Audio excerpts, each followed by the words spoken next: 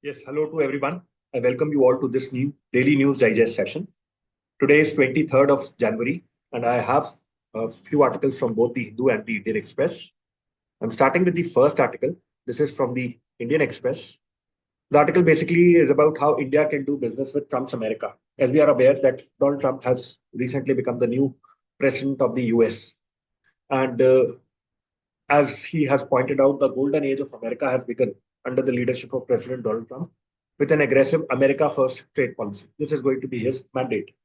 China will be continuing to be the target country because in his first basically uh, presidency, he targeted China. However, along with it, Mexico and Canada, it must have heaved a sigh of relief with his initial announcements of tariffs. In the first few memos, Trump has identified countries that would be approached for possible deals, but while giving a clear message of trade reciprocity. Trump's initial statements also provide space for dialogue and course correction to partner countries. This is contrary to the fears that were voiced before he assumed office. What are the biggest challenges for the Trump administration? They will be to contain the continuously expanding trade deficit of US. In 2023, the US trade deficit was at around $1.05 trillion, of which four countries accounted for almost 80%. China, 30%, Mexico, 19%, European Union, 16%, and Canada, 15%. With a 3.2% share and a surplus of only $33 billion, India comes in at the ninth position. It is also important to note that among the top four contributors to the US trade deficit, each one accounts for more than $150 billion, with China's share being double at $318 billion. On decoding the US trade deficit further, one finds that India's trade surplus varies across product categories. For instance, imports of primary goods from the US stand at $13 billion, while exports are at less than a billion. The pattern is completely opposite in the case of consumption goods, where India's imports stand at $2 billion, while exports are at $27 billion. This makes it clear that a nuanced approach is required to analyze India-US trade. In some categories, distinctions are not so pronounced. For example, the US exports capital goods worth $6 billion, while its imports from India stand at $8 billion. These are the current numbers. These numbers need to be remembered by students. Trade partnerships, if not viewed with a balanced perspective and in the right context, may lead to actions that cause a contraction rather than expansion. So the article also is talking about some initiatives called the Indo-Pacific Economic Framework for Prosperity. This needs to be remembered by students.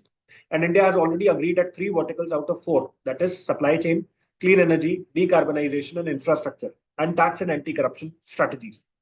Apart from this, the possibility of a calibrated free trade agreement seems quite bright. Trump has already identified stable supply chains as his first priority. Apart from this, the article is talking about the Quadrennial Supply Chain Review 2023, which talks about non-market policies and practices as increasingly leveraged by China. This, along with the solutions that have been advocated here, the supply chain review, in terms of proposed amendments to Article 301 and 201, which call on the US administration to bring in greater circumvention procedures. President Trump also suggested that Treasury, Commerce, and Homeland Security pool their resources. Apart from this, the China-US trade war, how can it pose challenges to India? The article is saying that China may target new markets and destinations in view of the production churn taking place in the country. It is expanding its production. And apart from the danger of dumping in the Indian market, India's exports to developing countries, especially those in Africa, could also be affected due to China's aggressive postures here. Apart from this, India is well entrenched in the services sector, but there is an inordinately high reliance on the H-1B visa as a tool for service delivery. And it has to be realized that business models may have become outdated, traditional service models, and India may like to increase its focus on professional services and maintenance, repair, and overhaul services, and similar other sub-services. When it comes to H-1B visa, almost 72% of total H-1B visas are granted to Indians, which is a huge number. China's share stands at only 12%. And China is also being blocked in AI-related areas, while Indian students have prevailed in many more areas, though some discussions are now on to block everyone from entering new and upcoming areas in synthetic biology, which is a new science of study. The India-US partnership should be viewed in a comprehensive manner, bringing in the cross-sectoral and cross-modality connections across trade, investment, technology, and finance. This might require new institutional mechanisms at the highest level for effective and timely delivery. Yet, this is what is being discussed here. So let's try and figure out a question from this particular article.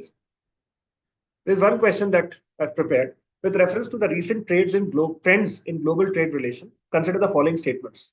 In 2023, China accounted for nearly one-third of the US trade deficit, making it the largest contributor.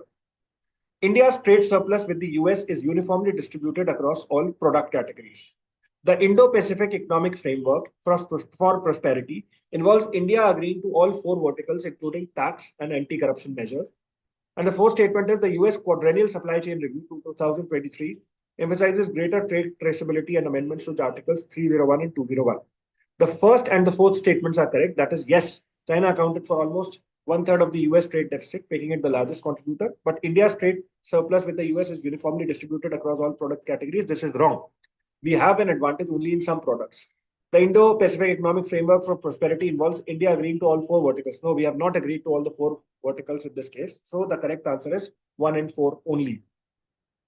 Now let's come to another article. This is from the Hindu.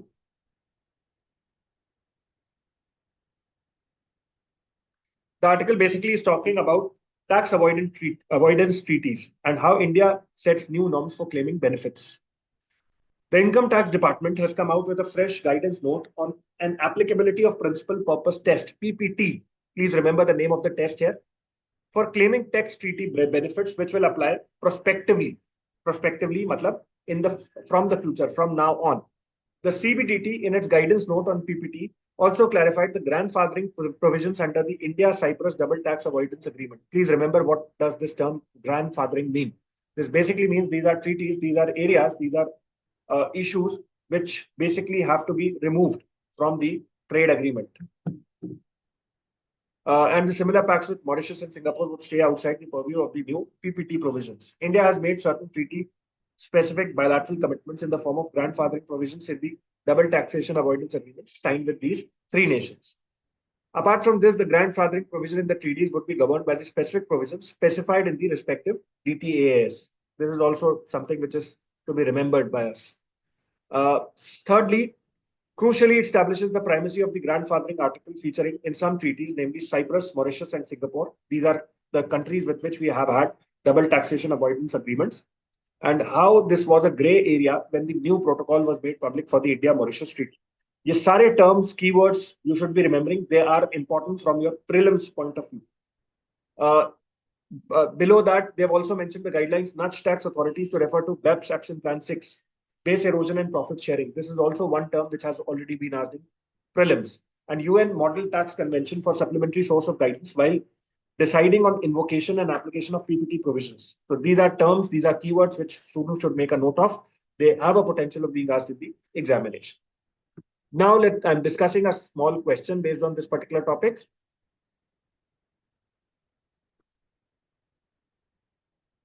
The question basically is, consider the following statements regarding the principal purpose test and its applicability under India's tax treaties. The principal purpose test provisions apply retroactively to all existing double tax avoidance agreements. They are not applied retroactively, rather they are applied proactively. So first statement is wrong. We have studied that in the article. Second is the grandfathering provisions under India's double taxation avoidance agreement with Cyprus, Mauritius, and Singapore are excluded from the scope of PPT provisions. This is correct. This was mentioned in the article. The Central Board of Direct Taxes clarified that PPT provisions would override treaty-specific bilateral commitments in all cases. No, this is exactly what it is going to do. That PPT provisions are not going to override treaty-specific bilateral commitments. Third statement is wrong.